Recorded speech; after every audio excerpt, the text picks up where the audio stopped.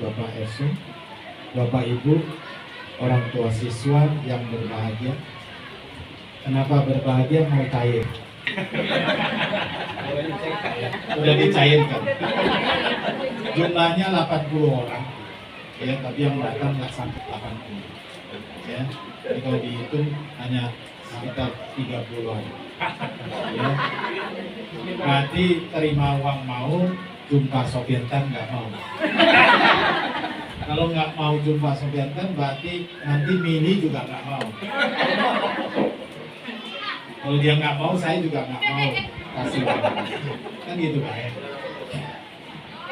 Bapak Ibu, metode sini seperti keluarga saya. Karena saya selesai kedokteran saya adalah metodis. Ya, saya ngajar di metodis. Pengalaman hidup saya karena lahir daripada keluarga yang sangat miskin, kedua orang tua saya tidak berpendidikan, papa saya tukang jahit, walaupun saya nggak dikasih marga Panjaitan. Tapi ditugaskan untuk menjahit luka-luka orang miskin. Haleluya. Haleluya. Puji Tuhan. Bapak dan Ibu, kondisi lahir dari keluarga yang sangat miskin membuat saya tidak ingin miskin. Ya, kami 10 bersaudara tinggal di Sunggal, lahir di Sunggal. Rumah saya berdinding tepas, lantai tanah beratap itu, kakus cempur.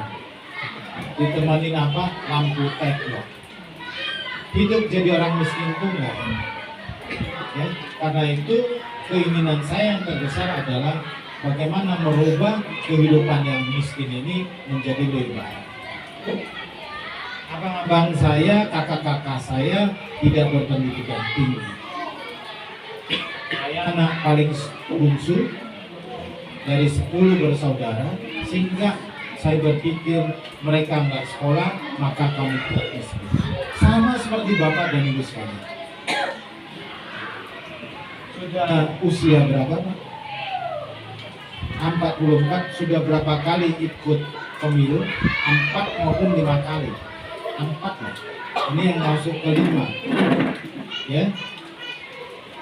Dan hidup tetap seperti ini. Sebagai apa hari ini? Kulir. Dulu artinya apa Bapak dan Ibu sekalian? Ternyata pemilu demi pemilu tidak memperbaiki nasib hidup kita. Padahal pemilu itu adalah memilih pemimpin yang baik, memilih anggota DPR yang baik, karena DPR itu adalah Dewan Perwakilan Rakyat. Bagaimana mewakili rakyat untuk memperjuangkan nasib daripada rakyat itu?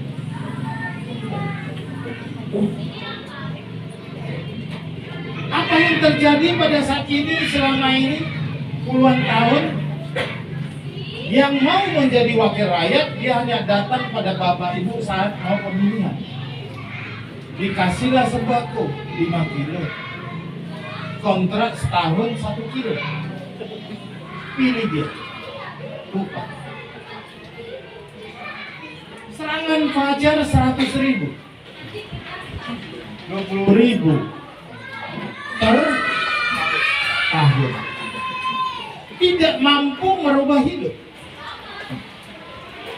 Tapi karena Sofiantan hidupnya miskin, kemudian mau jadi dokter,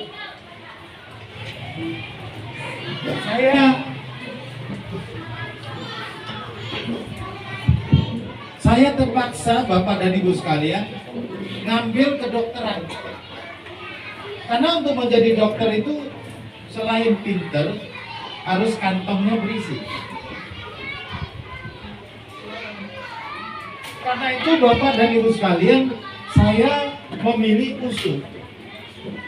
Tapi apa yang terjadi di USU, saya tidak mampu masuk USU karena waktu itu ada ketentuan yang tidak tertulis pada zaman Orde Baru, bahwa hanya 2 orang Tionghoa yang boleh masuk ke kedokteran.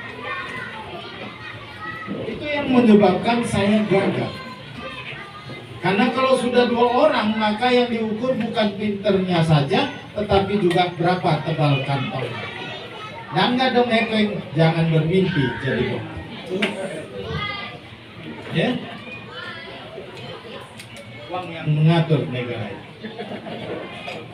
Ya. Akhirnya saya memilih metodis. Saya kuliah di metodis, saya testing dan saya juara. Apa yang terjadi?